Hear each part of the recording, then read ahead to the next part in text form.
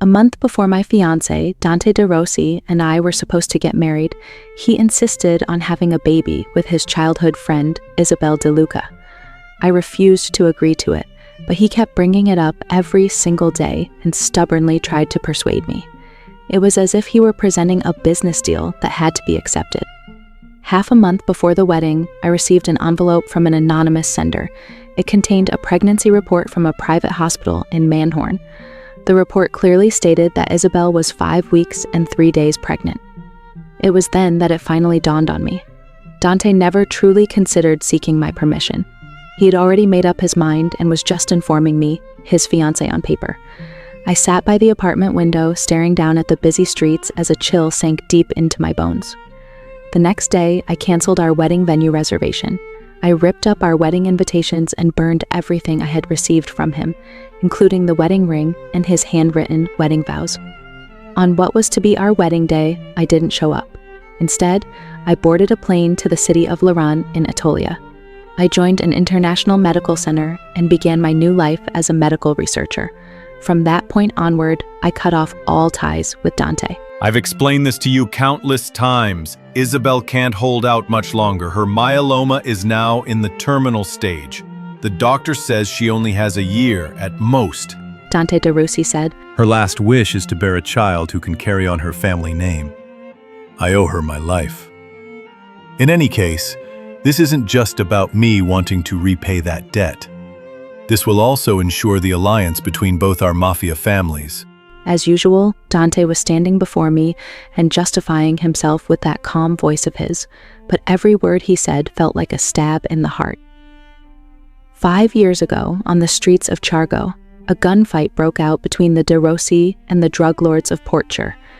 Dante claimed that Isabel De Luca had shielded him from a fatal shot, and from then on, she became his savior. Still, I didn't get it. How was it love if I had to be sacrificed in the process of him repaying his debt of gratitude? Dante continued his attempts to persuade me. It's just artificial insemination. Nothing will ever happen between her and me. It's only so that she can have a baby. After a pause, he looked at me with mixed emotions and said, "You love me, don't you? If you love me, you should be able to understand my position and give me your blessing." I shot to my feet. My voice quaked with fury as I retorted, "We're getting married next month, Dante, but you got a woman pregnant behind my back. What does that make me?" Dante remained silent.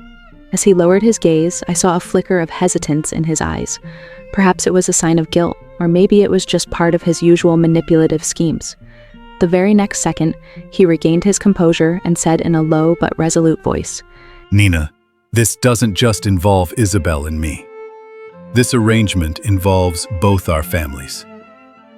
After much negotiation, the De Rossis and the De Lucchis have come to an agreement.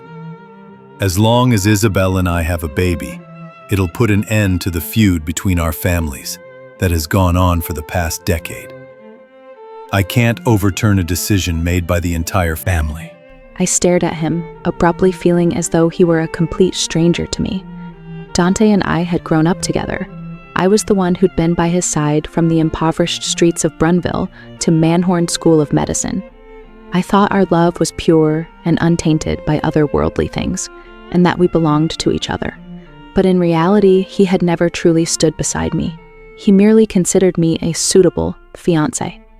I was well-mannered, thoughtful, intelligent enough, and never caused trouble for him. I was fit to be the wife of the heir of the De Rossi family. But the real girl from his childhood wasn't me. It was her, the one who used to sneak around playing water guns with him when they were 5. The daughter of his family's greatest enemy, the girl from a rival mafia clan, the one he kept hidden deep in his heart, even when their families were at war. Did he love me? Maybe. But when confronted with family, power, loyalty, or Isabel, I would always be the first to be sacrificed. Dante had more to say, but a call interrupted our conversation. He began heading for the balcony as he answered the call, his voice softening and becoming dulcet.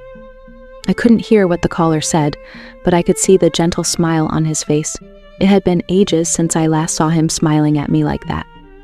You are listening to Chapter 1 of The Wedding That Will Never Be. For more on this story, search the book code 227436 on the GoodNovel app.